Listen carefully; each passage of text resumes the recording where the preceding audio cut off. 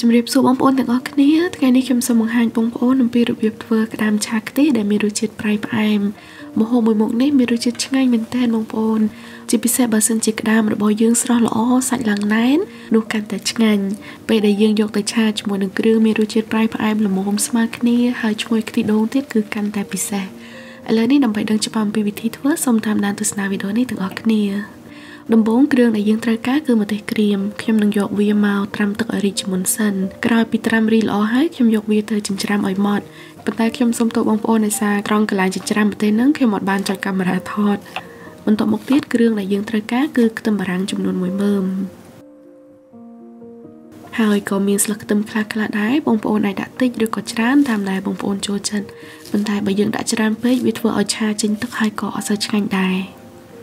បន្ទាប់មកទៀតគឺយើងត្រូវការខ្ទឹមសចំនួន5កំពឹសយើងចិញ្ច្រាំវាឲ្យម៉ត់រួចទុកវាមួយឡែកសិន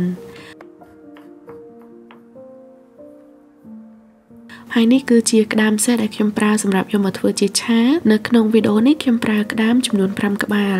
ឥឡូវនេះខ្ញុំនឹងសម្អាតវាដោយបកសន្ទះវាចេញជាមុនសិនបន្ទាប់មកហែកស្នុកវាចេញហើយចាប់ផ្ដើមកាត់សម្អាតខាងក្នុងចេញឲ្យស្អាតដូចជាសកៃឬក៏ក្រពះរបស់វាជាដើមក្រោយពីខ្ញុំកាត់សម្អាតវារួចហើយខ្ញុំយកវាទៅលាងម្សៅទៀត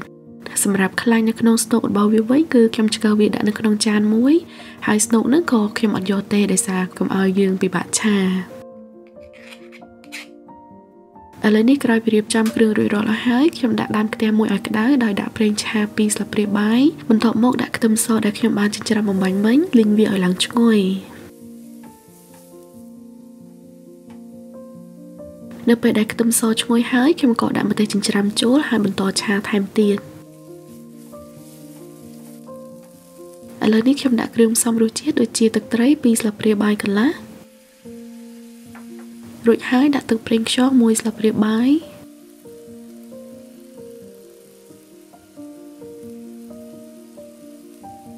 និងស្ករ1ស្លាបព្រាបាយលើបន្តិចរួចហើយទើបខ្ញុំឆាគ្រឿងទាំងអស់ហ្នឹងចូលគ្នាឲ្យសព្វបន្ទាប់មកយើងត្រូវដាក់ខ្ទិះដូងចំនួន150មីលីលីត្រឬក៏ស្មើនឹង3វែកសម្លប៉ុន្តែបើសិនជាបងប្អូនអត់សូវចូលចិត្តខ្ទិះដូងឬក៏គិតថាខ្ទិះដូងទលាន់ពេកអាចប្រើទឹកដោះគោស្រស់ក៏បានដែរបន្ទាប់ពីបានឆាគ្រឿងទាំងអស់លាយជាមួយនឹងខ្ទិះដូងសព្វហើយខ្ញុំក៏ដាក់ខ្លាញ់ក្តាមចូលហើយពេលដែលយើងដាក់ខ្លាញ់ក្តាមចូលសូមបងប្អូនកុំទាន់ប្រញាប់កូរវាភ្លាមសូមទុកឲ្យខ្លាញ់ក្តាមឆ្អិនបន្តិចសិនរួចហើយចាំកូរវាដើម្បីឲ្យខ្លាញ់ក្តាមនៅរាងដុំឥឡូវនេះខ្ញុំដាក់ក្តាមចូលហើយត្រង់នេះក៏ជាចំណុចសំខាន់ដែរនៅពេលដែលខ្ញុំដាក់ក្តាមចូលភ្លាមខ្ញុំចាក់ទឹកចូលបន្តិចរួចហើយយកគម្របមកគ្របខ្ទះឲ្យជិតប្រហែលជា1នាទីដើម្បីឲ្យក្តាមឆ្អិនបន្តិចសិនពេលដែលយើងធ្វើបែបនេះខ្លាញ់ក្តាមដែលនៅជាប់នឹងសាច់ខ្លួនរបស់វានឹងអត់បែកឬក៏ហៀចេញនោះទេពេលដែលក្តាមមើលទៅរាងឆ្អិនបន្តិចហើយខ្ញុំក៏បើកគម្របចេញបន្ទាប់មកទើបចាប់ផ្ដើមឆាក្តាមលាយជាមួយនឹងគ្រឿងនឹងឲ្យសព្វហើយរយៈពេលឆាប្រហែលជា1ឬក៏2នាទីទៀត